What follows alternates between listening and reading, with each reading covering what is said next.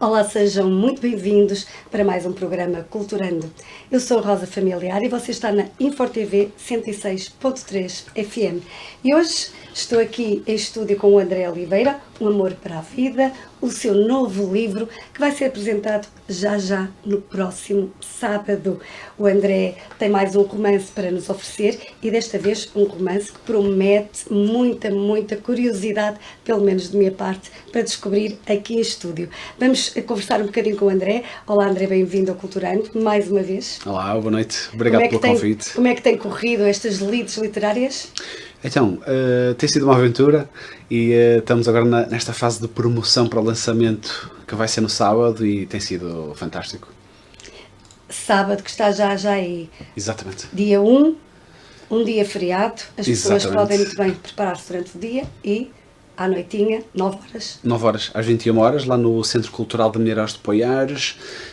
Vamos fazer aqui uma festa bonita, interessante, o mais interessante possível para lançar esta nova obra, que é o meu terceiro romance. E vai ser de certeza absoluta, porque este livro, Um Amor para a Vida, só o título dele já é chamativo, porque fala de amor de certeza absoluta. É o tema fundamental, não é? Está logo ali no nome, e acho que era algo que me estava a faltar abordar com mais abrangência, não é? Com mais profundidade. Os outros dois eram mais dentro do género do policial, da espionagem, sempre com uma linha ou com um subenredo de uma grande história de amor, mas este aqui, a história de amor é o foco do grande enredo, não é? E assim estamos então com André Oliveira, como autor, escreveu Viagem com o Mestre, publicado em 2012, Peónia Vermelha, publicado em 2016, O Amigo Secreto, publicado em 2024 e Um Amor para a Vida, vem agora em 2025. Os seus romances exploram temas como o amor e relações interpessoais, crime, espionagem e dilemas morais, misturando ação intensa com profundidade psicológica. Ou seja, André, tens aqui sempre um cuidado de andar aqui à volta dos policiais. Sim. Este também é ligado... Não, este não é policial. Este é um romance a sério. Exatamente. Este é aquilo que a gente poderia considerar um romance contemporâneo, não é? Um romance romântico contemporâneo, em que temos um enredo em que um homem e uma mulher se encontram de forma inesperada e decidem, com alguma resistência inicial, mas acabam por decidir assumir ali uma aventura que é bastante arriscada a vários níveis, não é? Que os vai levar por uma viagem tanto a nível externo, não é? Pelo Alto Douro Vinheteiro, que é uma zona lindíssima do nosso país, como também uma jornada interior, a nível emocional, bastante profunda e reveladora. Tu és defensor da escrita como uma forma de transformação pessoal. E acreditas que a história tem de facto o poder de mudar vidas. Tu, quando escreves, e de certeza que neste livro Um Amor para a Vida, isso está lá intrínseco também. Sim. Ou seja, há aqui sempre a preocupação de uma mensagem de mudar a vida de alguém, pelo menos de quem está a ler. Claro que sim. Eu para mim, isto começa logo pessoalmente, porque eu sinto que a escrita para mim é super terapêutica. Eu, ao final do dia, quando tenho um parágrafo novo, ou uma página, 7 ou 8 páginas novas de texto novo, para mim é uma grande satisfação. Ou seja, para mim já é terapêutico. Eu não trabalho, como a Rosa sabe, eu sou profissional de saúde, eu trabalho muito com as dores e os problemas dos outros, não é? E de certa forma a escrita acaba por ser a minha autoterapia, não é? Uma forma onde eu, de certa forma, exorcizo os meus demónios e ponho a cabeça em ordem e me reoriento.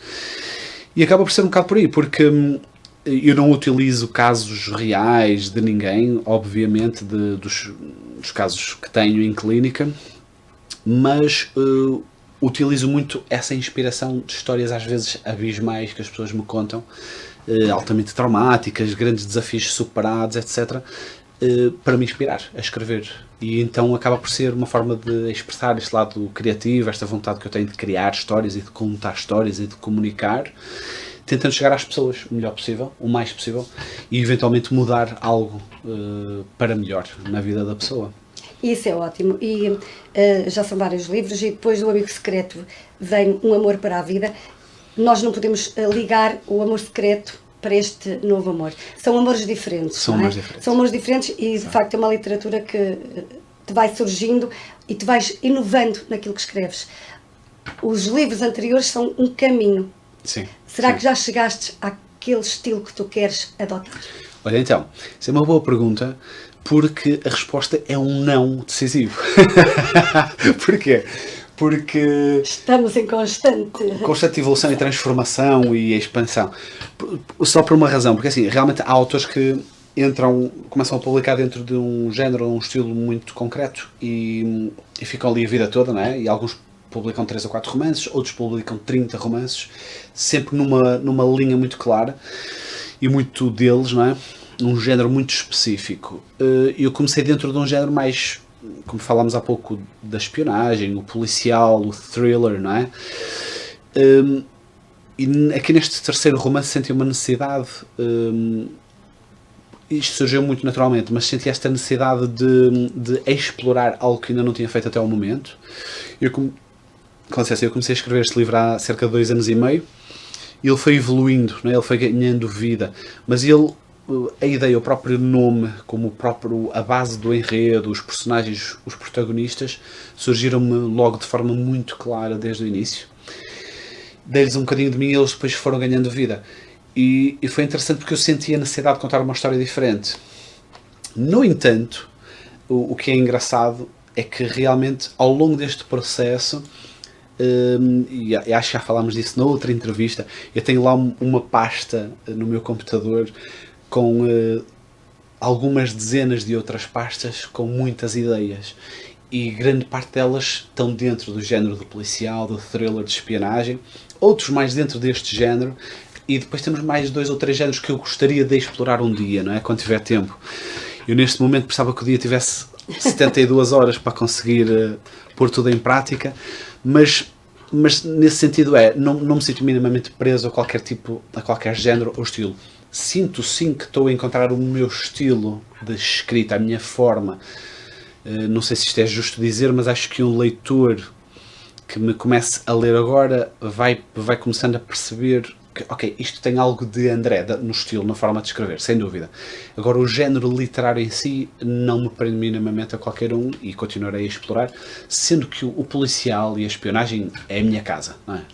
Claramente. Até porque tu também gostas de poesia, também gostas Claro de outros estilos e também escreves outros estilos. Mas tens, por exemplo, algum autor que te influencia, que tu lês muito, por exemplo, e que de certa forma te encaminha para ali? Claro que sim.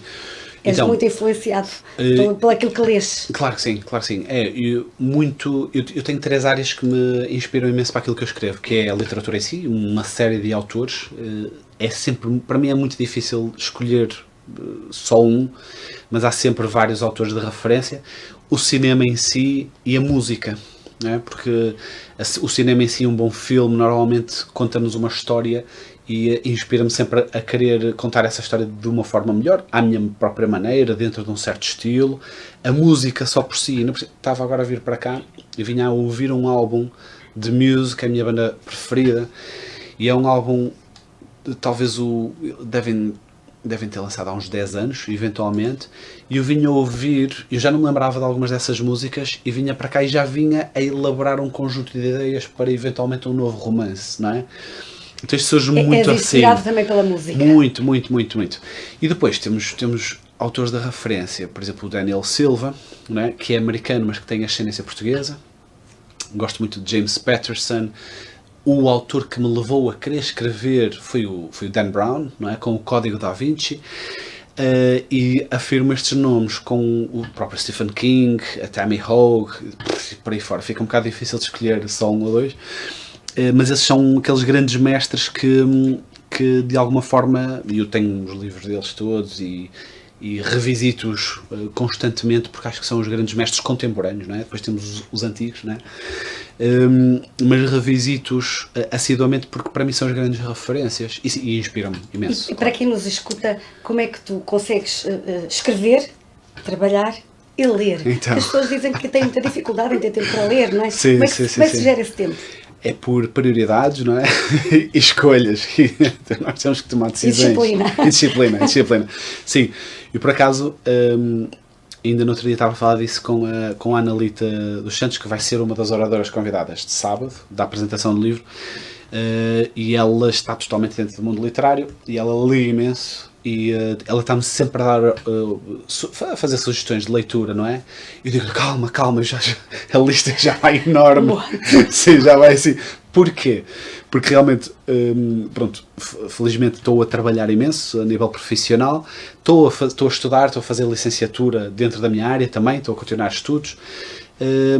E depois preciso de ir lendo, porque para mim é terapêutico ler ficção e depois é terapêutico também escrever. Então eu vou tentar, sempre que arranjo ali um buraquinho de tempo, eu começo a escrever. Mas acaba por ser também um antidepressivo, a gente. Claro que sim. A ler um bocado, a escrever, relaxa e sai daquele stress diário. Não é? Absolutamente.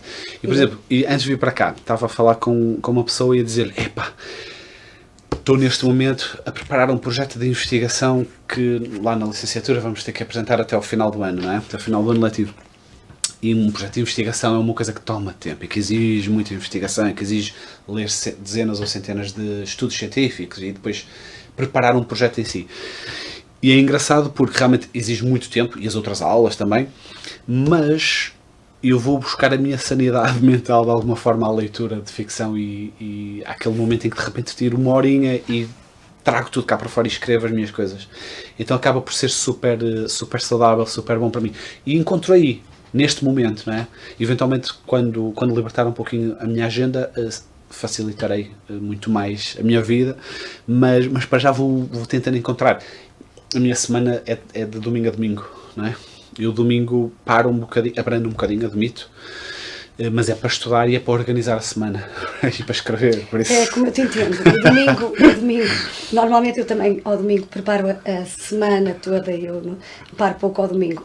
Também parava um bocadinho. Certo. Voltando a Um Amor para a Vida, não é? Um título muito sugestivo, pelo menos para mim, só de olhar para o título já apetece ler o livro, não é? Porque fala Um Amor para a Vida, nós queremos logo saber que amor é este, não é?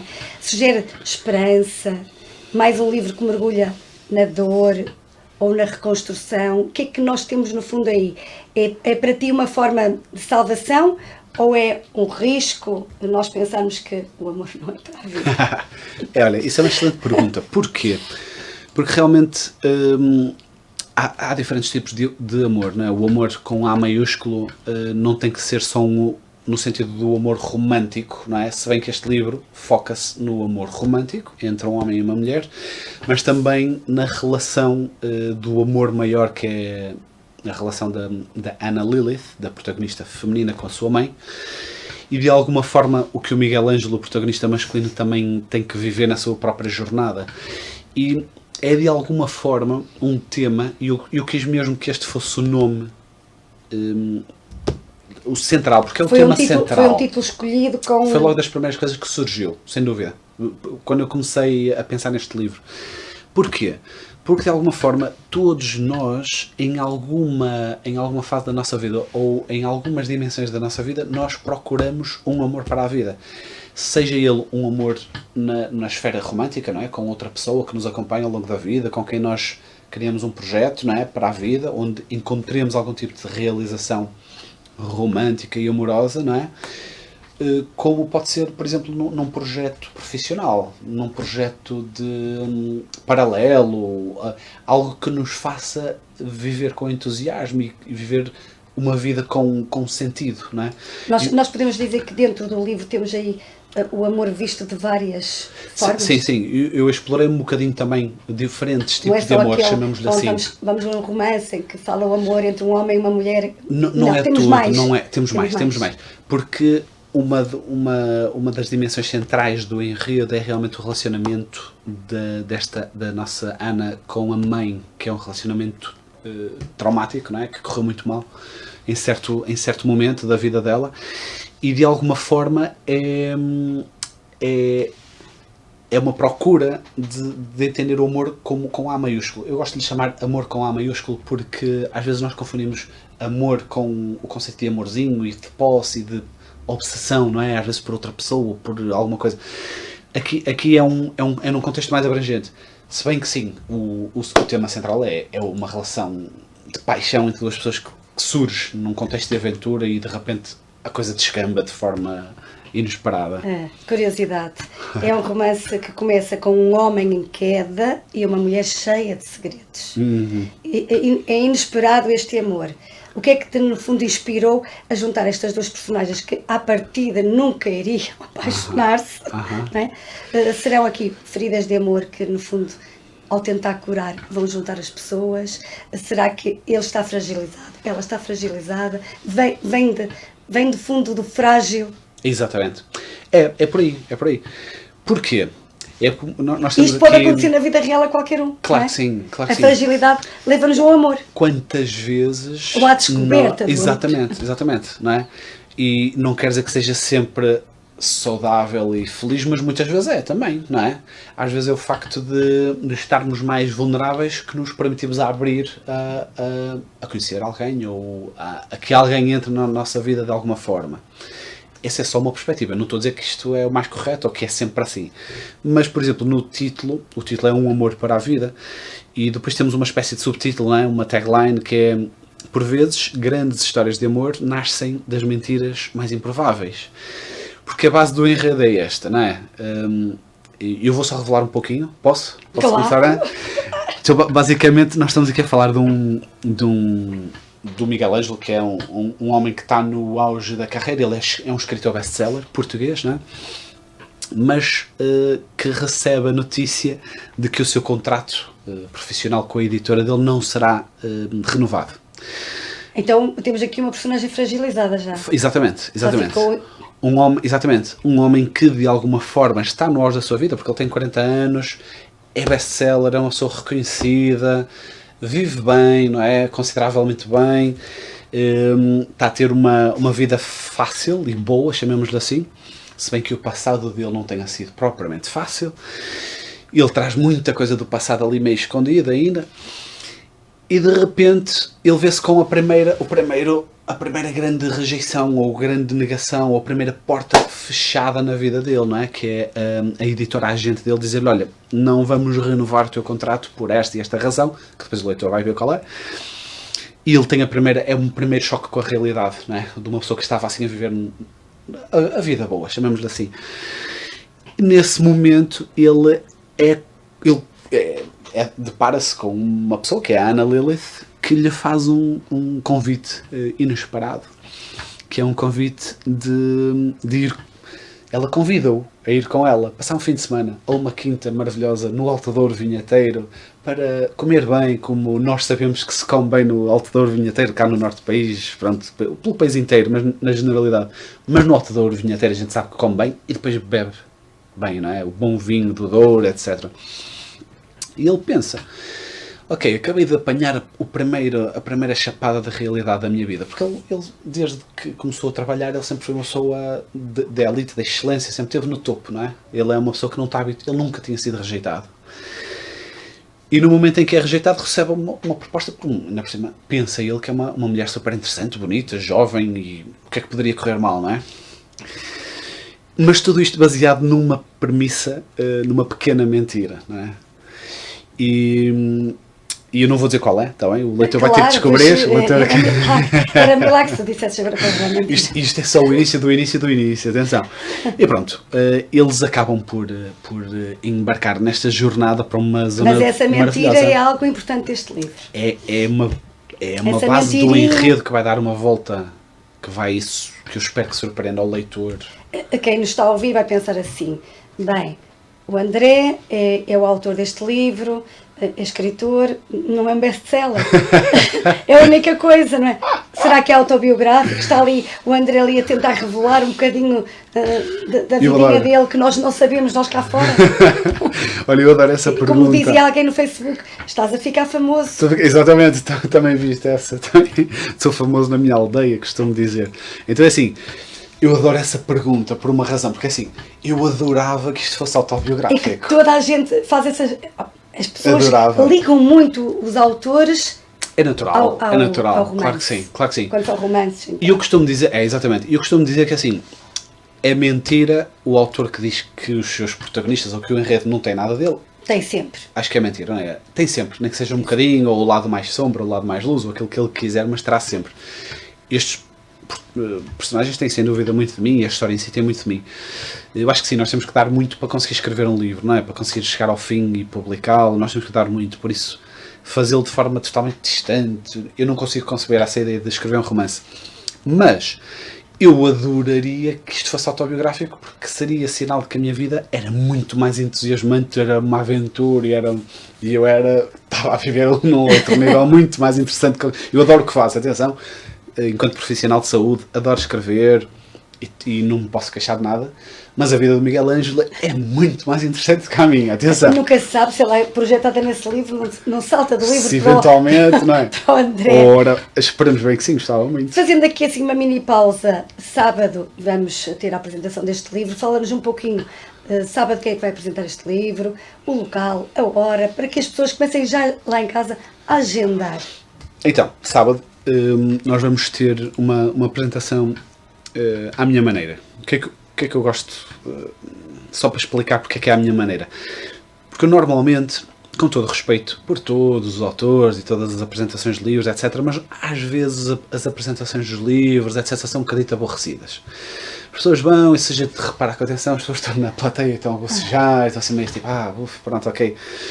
E eu gostava que as apresentações dos meus livros fossem exatamente o oposto, que fossem um momento em que passasse a correr, que as pessoas sentissem que fosse um momento de entretenimento, de conexão com o autor, com as pessoas que estão ali, com a literatura, com as histórias, que eu acho que é uma coisa que nós não estamos a perder, porque continuamos a ler, etc., mas acho que nós precisamos de ler muito mais, na generalidade, por todas as razões.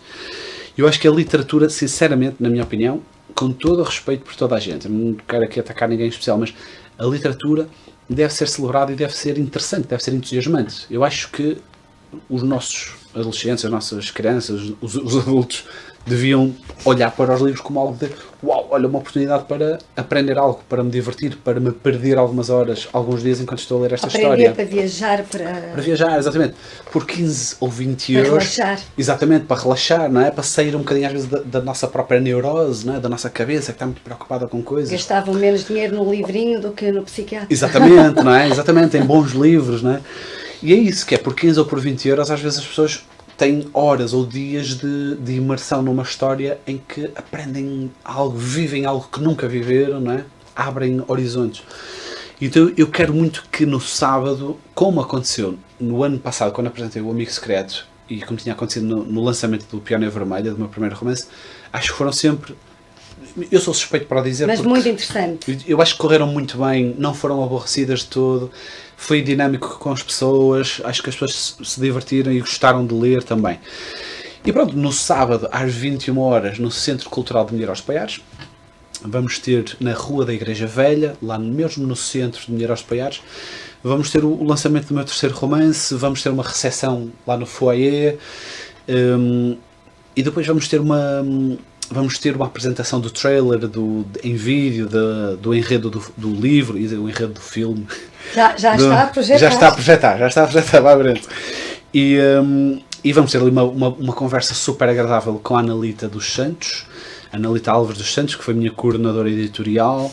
A Analita Álvares dos Santos tem feito um trabalho fantástico na promoção da leitura, ela também é escritora, tem uma série de clubes de leitura e de projetos a nível literário. Coordena, tem o projeto dela, vocês podem, quem quiser pode procurar nas redes sociais, Analita Santos. Ela ajuda novos autores independentes e novos autores a escrever melhor e depois a publicar os livros, não é? E vamos ter também como oradora convidada a Sandra Bolsinha, que é uma amiga minha, professora de português e de inglês, neste momento a dar formação, uma pessoa que lê muito também, que domina a língua, não é? E a gramática, e foi uma das primeiras pessoas a ler e a dar algum feedback deste romance.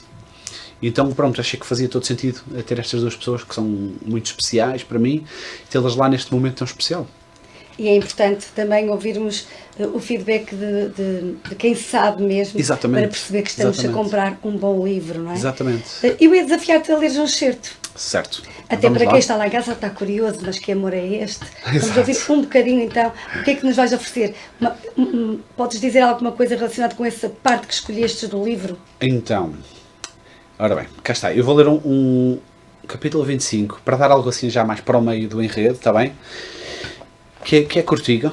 Não, exatamente, são 2 páginas, é curtinho e é o momento, só para contextualizar um pouquinho, é o momento em que o Miguel Ângelo e a Ana chegam à Quinta de Baco, que é a quinta onde a mãe da Ana vive, não é? Só que a Ana já não vê a mãe há alguns anos, não é? Porque elas tiveram ali um um problema que não ficou resolvido e ambas carregam, principalmente a Ana, não é? Carrega ali uma mágoa muito profunda. Então este é o momento em que eles chegam à quinta, está bem? Então é mais ou menos isto. Vou tentar passar um pouquinho. Ao contrário de mim, a Ana não está a sorrir. Receio que toda a pressão acumulada ao longo dos anos possa rebentar nos próximos momentos. A sua atenção está focada naquela mulher meio maluca de braços abertos que nos aguarda à entrada.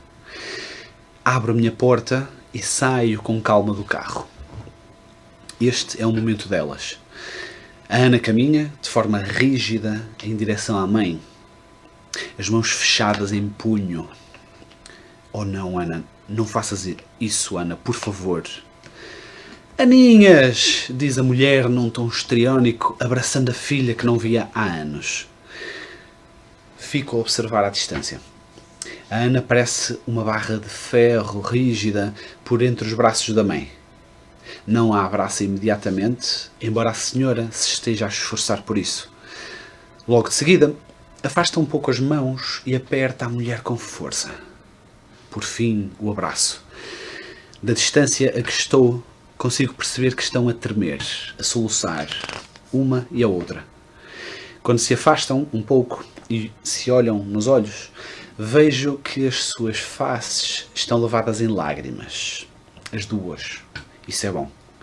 A cara inchada da mãe mostra uns olhos muito grandes e chorosos, mas de satisfação.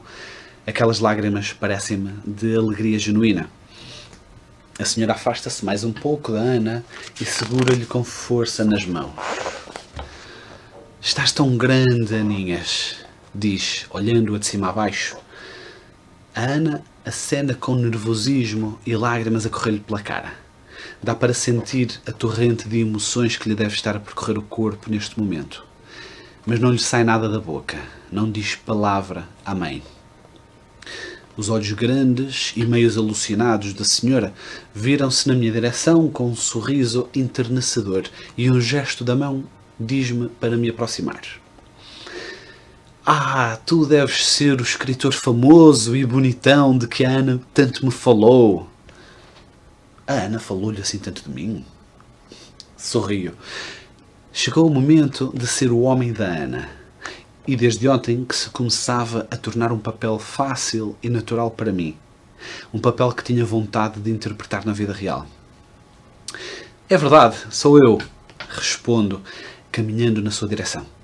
Enquanto me dirijo para elas, lembro-me de que a Ana havia dito à mãe que o namorado era escritor, mas não tinha ficado com a ideia de que havia falado assim tanto de mim. Pelo menos não o admitiu. Nessa altura, eu ainda nem estaria em jogo. E talvez nenhum outro homem estivesse. Daí não haver um nome real. Ah, bem-vindo, Miguel! Atira ela com um sorriso de orelha a orelha. Ai, afinal sabe o meu nome. Ao aproximar-me da senhora, sou envolvido pelo fumo do enorme cigarro enrolado que está a fumar. Mas o cheiro não me engana. A mulher está a fumar um charro de erva. E pelo cheiro é daqueles potentes e enormes. Ao abraçar-me diz: bem-vindo à Quinta de Baco, Miguel Ângelo. Obrigado, digo. Ah, e bem-vindo à família. É isto.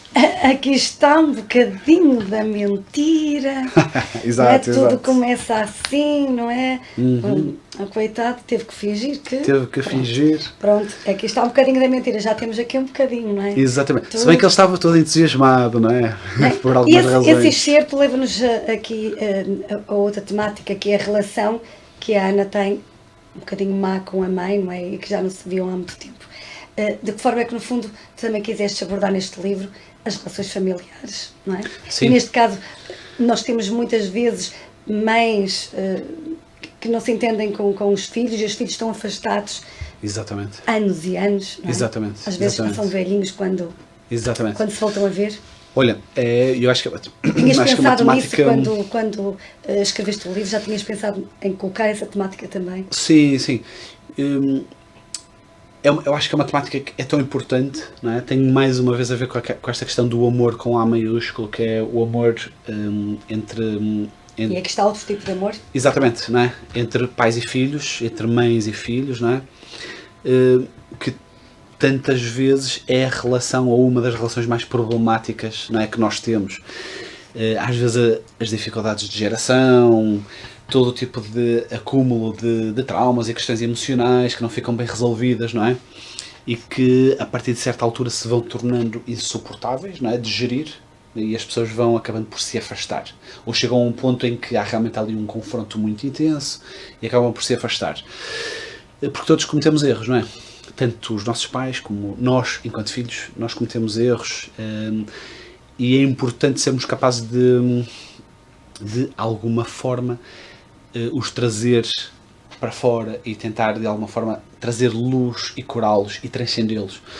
E essa temática para mim é super importante, porque felizmente eu tenho uma ótima relação com o meu pai e com a minha mãe, mas no meu dia a dia o que eu mais ouço em prática clínica é esse conflito, é esse trauma geracional, intergeracional, entre pais e filhos, não é? Entre mães e filhos, e são normalmente traumas e conflitos que bloqueiam imenso as pessoas, que impedem que as pessoas avancem de forma consciente e livre e confiante na vida. Por vezes são conflitos insuperáveis, que eu acho que nesta vida já não dá para resolver. Acho que vão ter que reencarnar. Muitas vidas. Muitas vidas, não é? Acho que eu já vi casos em que acho que as pessoas vão ter que reencarnar, se é que se existe, não é? Para eventualmente se compreenderem e se curarem. Mas há muitos casos em que a solução às vezes é mais fácil e mais simples do que parece.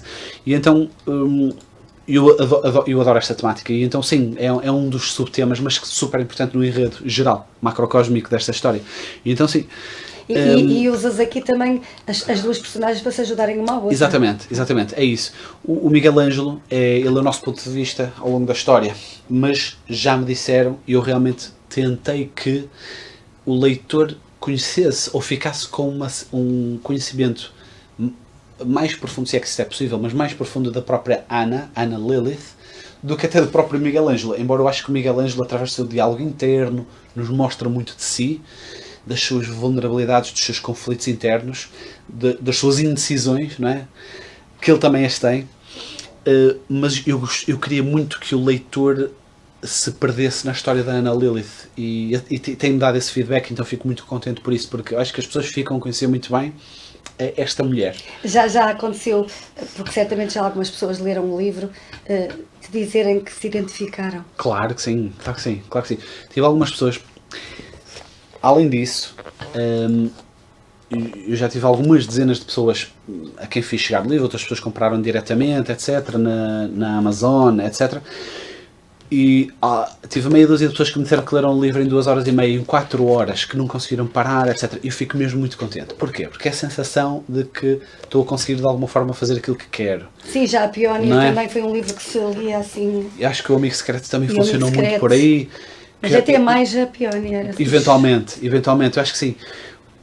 Eu gosto muito de romances muito visuais, não é? Cinematográficos, como se estivéssemos a ler um filme, como se estivéssemos a ler literalmente um filme, não é? E falas aí em cinematográfico, tu escolheste o cenário ideal. Exatamente. Porque o Douro, teve algum propósito para escolheres o Douro? É um local que tu gostas muito e aí o autor já está lá. Adoro, exatamente. Está lá, não é? A viver o sonho, não é?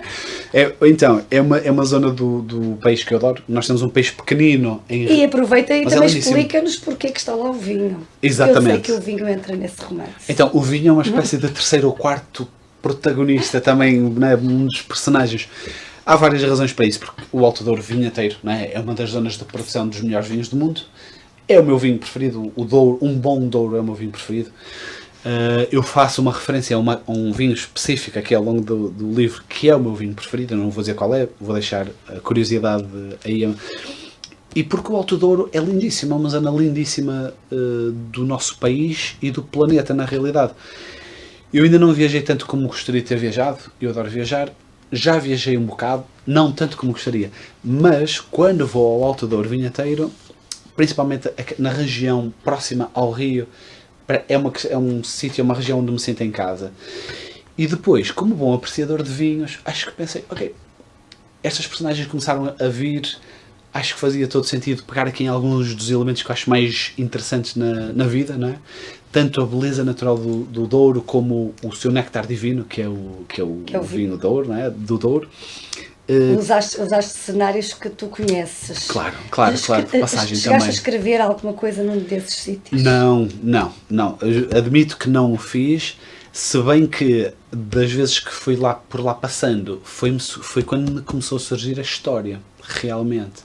Eu sabia que ela foi ficando, exatamente, ali como se fosse um bom vinho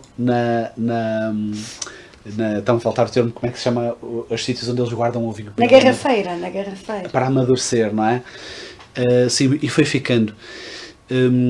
A última vez que lá estive, percebi que, ok, ia ter que começar, e foi quando comecei a escrever, efetivamente. Mas não tive o privilégio de escrever este livro lá. Mas sei que um dia vou escrever um livro lá, ou vários. O cenário está perfeito. Tens uma frase assim: os fantasmas do passado têm o poder de arruinar as nossas vidas ou de lhes dar uma segunda oportunidade. Isto é uma frase que está no livro e resume no fundo o coração. Não é? É a chave deste romance. Consideras que o Amor para a Vida é uma história sobre redenção? Ou qual será a principal mensagem que queres transmitir? E não é a redenção. Então, sim, tem a ver com a redenção, tem a ver com a capacidade de...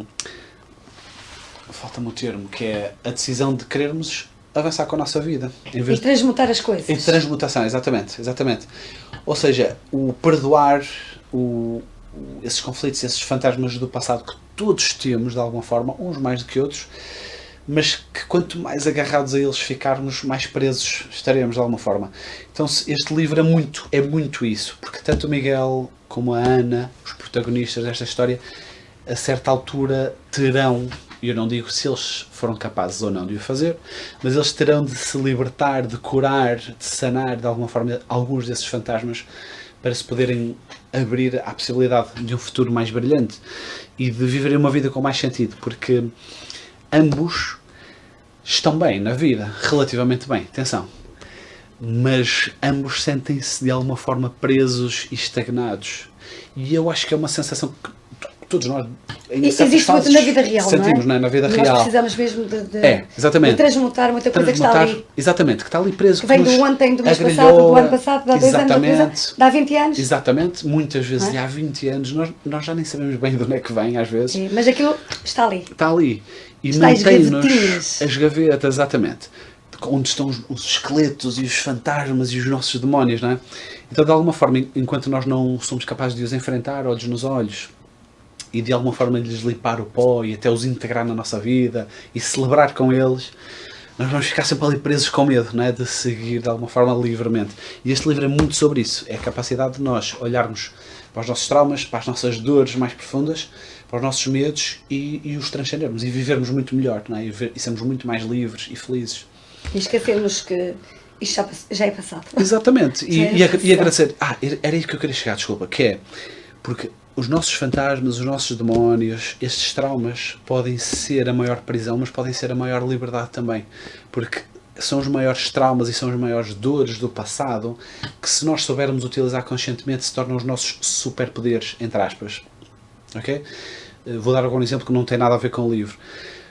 Quantas vezes... Eu vou dar um exemplo que é um bocado pesado, mas para mim faz sentido, que é... Quantas vezes uma mãe ou um pai que perde um filho, não é? Por uma doença, por um acidente, seja o que for, que eu acho que é das piores perdas que podemos ter na minha vida. Eu não tenho filhos, mas acredito que seja das piores perdas. De certeza. Não é?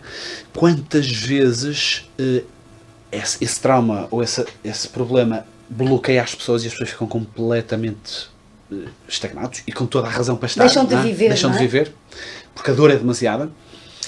E quantas vezes a pessoa, o pai ou a mãe que consegue transcender isso e integrar essa dor e começa a ajudar outras pessoas que sofrem do mesmo e de alguma forma começa a ajudá-los e essas pessoas começam a conseguir ajudar outras e de repente nós usamos aquela dor profunda, brutal, como um superpoder, não é? Então este livro é um bocadinho sobre isso, ok? A capacidade de utilizarmos essa dor profunda, seja ela qual for, e sermos capazes de abraçar e dizer vamos para a frente, não é? Porque as pessoas às vezes têm muita dificuldade em enfrentar a outra olhos nos olhos, não é? E muitas das vezes não é necessário. Porque é possível ultrapassar sem ter que olhar olhos nos olhos. Claro que sim. E quando eu digo olhar olhos nos olhos é usá-la. Ok, eu estou consciente disso, isto aconteceu. Pessoas que foram abusadas, que foram enganadas, que perderam que não têm coragem de, não é? Exatamente, não é? Mas tipo, de escolher, ok, eu vou seguir e vou ajudar outras pessoas que passaram pelo mesmo ou vou mudar a minha vida, não é?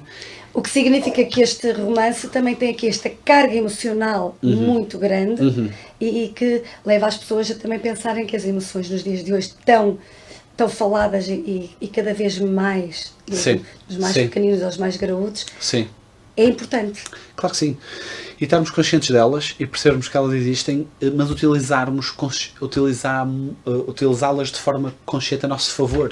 Porque elas são energia pura, as emoções são energia, não é? E são necessárias, mesmo aquelas mais negativas, a tristeza, a angústia, a raiva, tudo é necessário. Se nós não tivermos medo, nós vamos tomar decisões estúpidas, não é?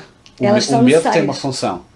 A raiva, por exemplo, que é uma emoção que às vezes consideramos negativa e que julgamos muito, a raiva faz-nos mexer para a frente e andar e romper, às vezes, não é? E estamos aqui muito mais tempo, daqui a um bocadinho já não temos assim tanto tempo quanto isso, vamos continuar porque queremos saber também quais são as tuas ambições para o futuro. Tu estás a escrever neste momento, tens novos projetos, além da tua profissão, que és terapeuta e fazes outras coisas ligadas à saúde, queres ser escritor? Claro que sim, claro que sim. Eu já me considero escritor porque isso é ótimo. Eu continuo a escrever e foi uma das coisas que eu decidi já que há uns anos, que foi, se eu não precisasse de dinheiro para nada, eu continuaria sempre a escrever. Ou seja, eu não escrevo por causa do dinheiro, o dinheiro é uma parte fantástica da vida, pronto, mas se o dinheiro não fosse uma equação na vida, eu fizesse o que fizesse, eu ia estar a escrever na mesma, ia estar a contar histórias de alguma forma. Tenho feito já há alguns anos, mesmo antes da escrita, etc. E sim, continuo a escrever. Como disse no início, tenho algumas dezenas de ideias pré-fabricadas ali em ebulição, a maturar na gaveta. O próximo livro já está que vai ser uma sequência deste livro, já está em andamento, já vamos ali em cerca de 50% da história, do enredo. Provavelmente, sem querer contar muito mais, vai ser, eu estou a sentir, ou parece-me que vai ser o romance mais negro que eu escrevi até hoje, com estes dois protagonistas. Eles aqui vivem uma história de amor, de alguma forma, e uma paixão avassaladora, uma aventura. Eles vão continuar a viver nesse livro, mas vão viver já numa fase diferente da vida, e há aqui umas coisas que eu acho interessantes, que eu não quero contar muito mais, não é? Mas vai haver uma continuação desta história. Mas nós vamos ficar aqui à espera, não é? Porque, de facto, a curiosidade já começa a ser muita. É que personagens que estão tão apaixonadas de repente, não sei o que é que lhes vai acontecer, não é? Eu também ainda não sei. Pronto. Mas vamos ter um vilão mauzão. Se calhar vai andar aí alguém a meter-se onde não deve. Eventualmente.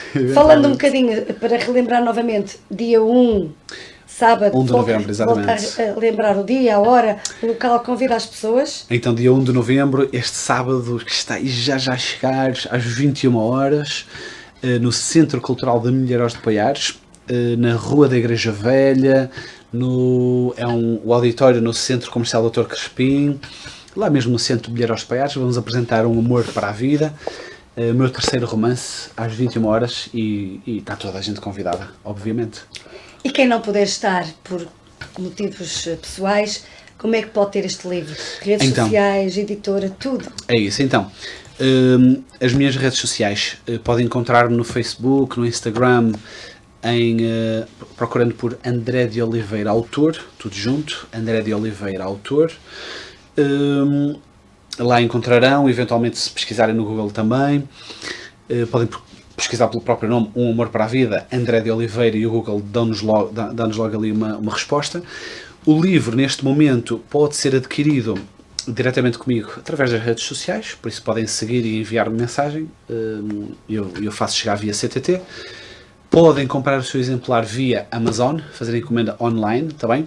A partir do próximo mês ele estará disponível, ele vai começar a estar disponível também em livrarias, etc. Eu para já ainda não, esse processo atrasou um bocadinho, ainda não está, mas vai estar também, através da DNLC, que vai ser a distribuidora, mas acho que também é uma questão de qualquer pergunta numa livraria, o que é pedir o encomenda e eles arranjam forma de vos fazer chegar o livro.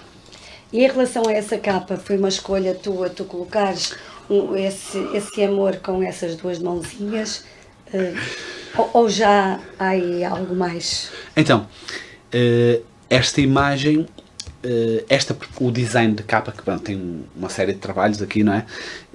Foi sendo desenvolvida com a designer, que eu acho que fez um excelente trabalho e que acho que conseguiu captar aquilo que eu queria.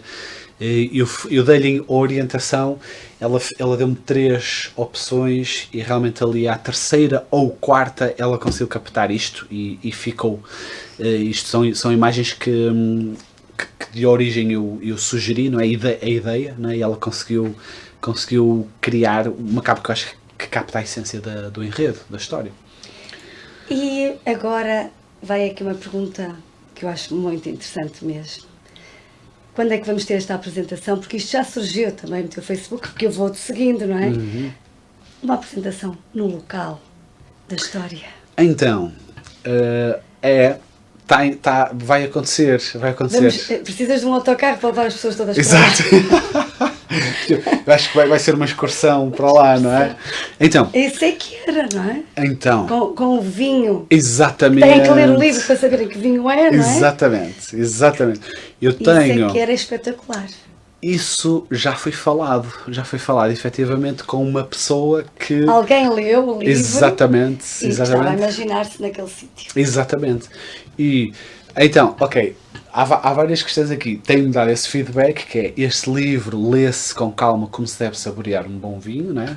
Ainda no outro dia me disseram isso. Naquele Douro, exatamente.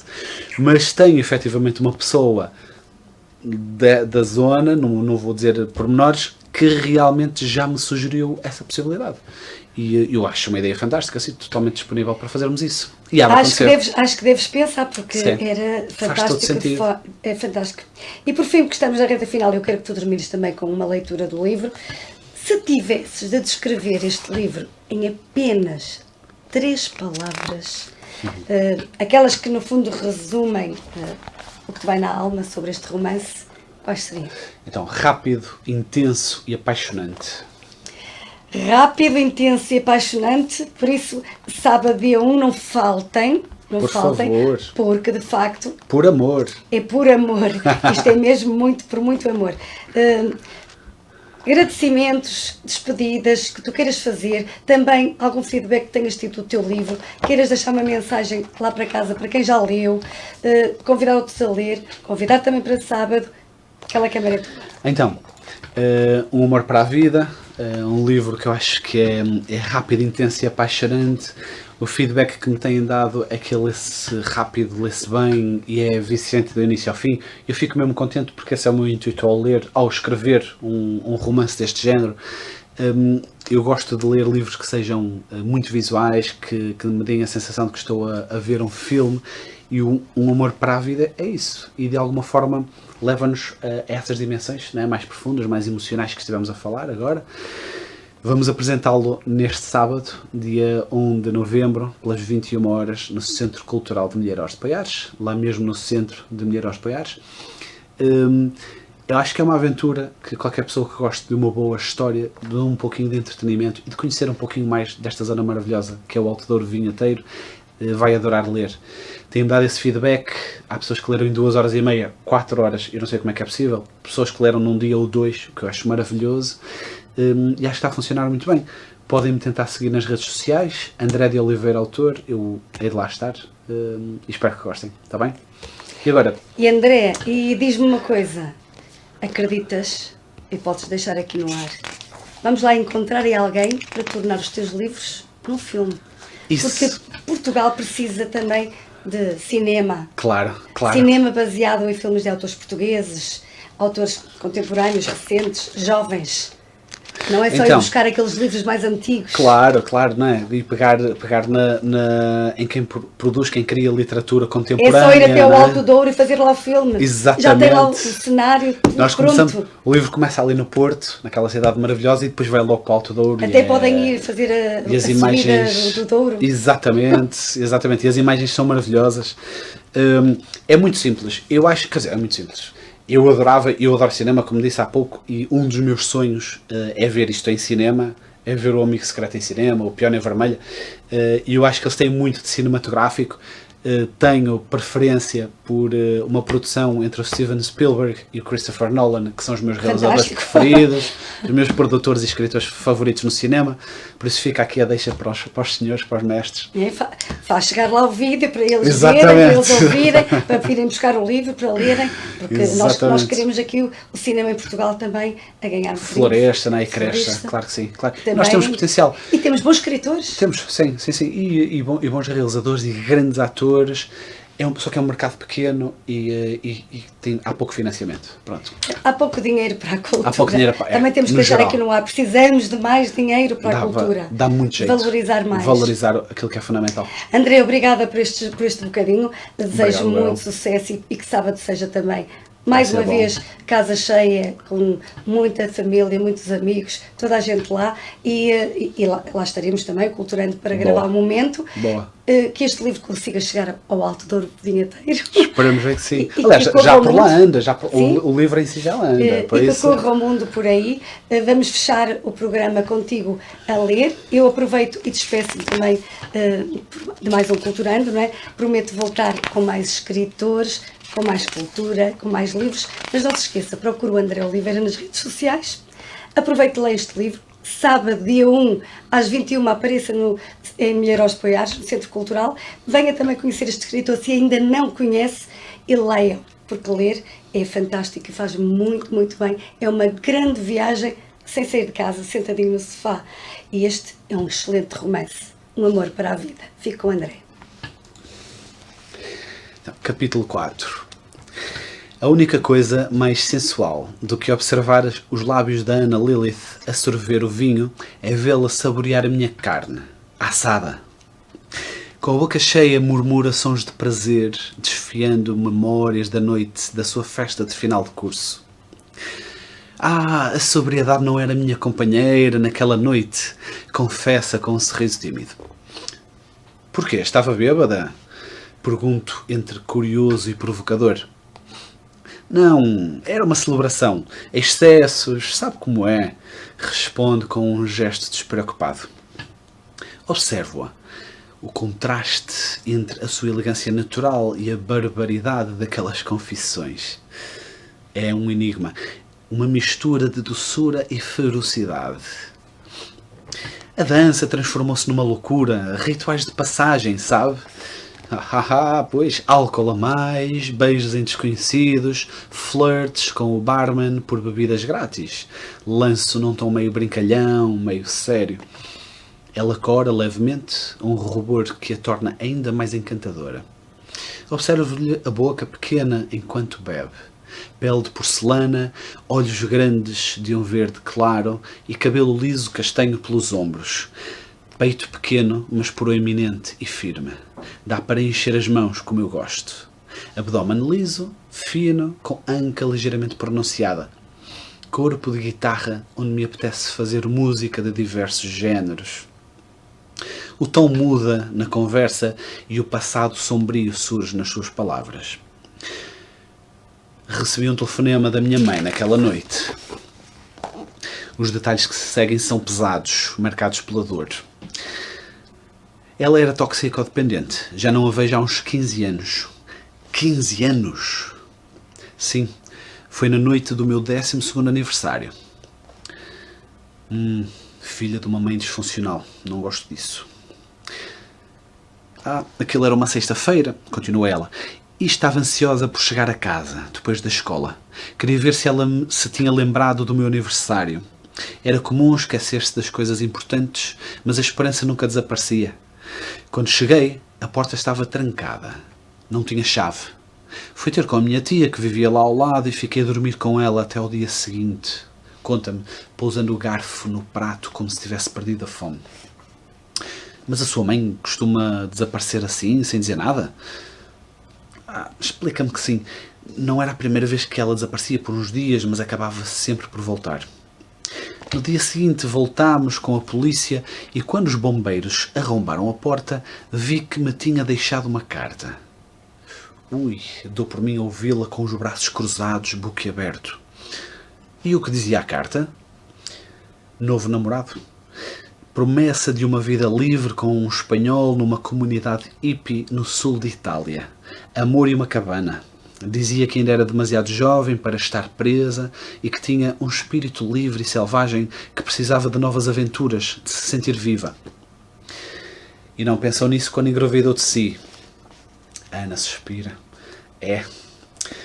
Que nojo. São as palavras que me saem da boca.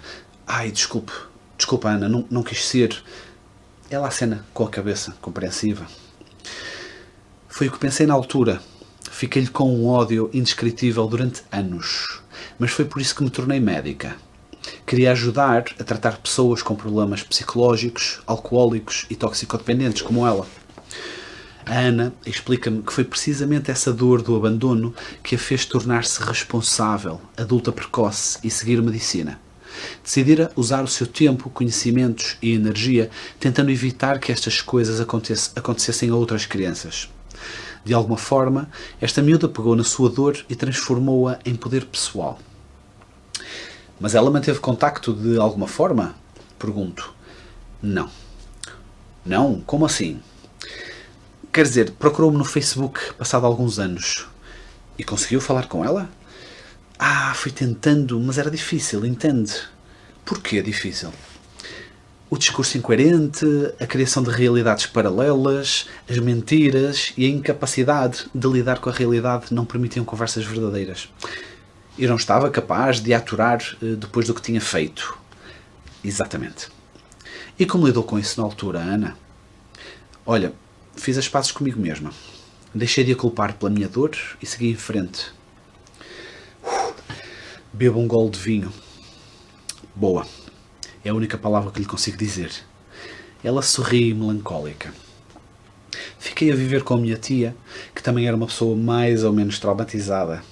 Tinha ficado viúva há menos de meio ano e já tinha um novo namorado, que era um verdadeiro filho da puta. Porquê? A Ana conta-me que ele batera à tia e chegara também a agredi-la quando uma vez a tentara proteger. Olha, certa vez chegou a casa completamente embriagado e tentou abusar de mim. Sexualmente? A Ana acena, afirmando que sim. Tinha ido à tasca com a minha tia. Beberam demasiado, como era costume, discutiram e ela foi-se embora. Quando ele veio para casa tentar resolver a discussão com ela, eu estava sozinha. Os seus olhos parecem voar no tempo em direção a memórias longínquas. Ele entrou em casa aos gritos, a chamar por ela. Como não obteve resposta, veio ao meu quarto. Eu estava na cama a estudar, disse, deixando o silêncio permear as suas palavras. E depois? Depois veio na minha direção e agarrou-me os braços. Ainda lhe consigo cheirar o hálito nojento a tabaco e a álcool. Beijou-me à força e arrancou os cobertores da cama. Gritei, mas sabia que não valia a pena. Ele tentou mesmo abusar de si? Pergunto. A sorte foi que ele estava descoordenado por causa do álcool. Consegui agarrar num livro pesado de anatomia que tinha na mesinha de cabeceira e dei-lhe com força na cabeça. Ele caiu da cama, desorientado, a balbuciar que me ia apanhar e que me iria matar. E o que fez a Ana? Olha, saltei da cama, Dei-lhe um pontapé no meio das pernas com toda a força que tinha e fugi à meia da noite em pijama e descalça. Conta-me que correu até não poder mais, com as lágrimas a lavar-lhe a cara, que passou o resto da noite na rua, acocorada numa ruela escura, escondida atrás de um contentor de lixo para ninguém a ver. Os pés cortados sangravam por ter corrido descalça e nem o cheiro pútrido do lixo a demoveu. Na manhã seguinte foi à escola e pediu ajuda. E o que aconteceu na escola, Ana? Olha, encaminharam-me nos serviços de ação social e fui levada para uma casa de acolhimento de raparigas. Depois entrei na Universidade do Porto e tive direito a alojamento. A história da Ana leva-me às memórias do Afeganistão, dos meninos sem pais e sem mães que vagueavam pelas ruas até alguém os acolher ou até que a fome lhes roubasse a alma do corpo. Estive alguns meses em missão naquela terra longínqua onde o diabo amassara o pão que aqueles tristes comiam em tempos de guerra. Pisco os olhos e volto ao presente. Sorvo um pouco do vinho e desfruto do silêncio que se faz entre nós. Entre mim e a Ana. Parece-me que ultrapassámos o constrangimento do silêncio entre desconhecidos. E isso agrada-me. Obrigada, André.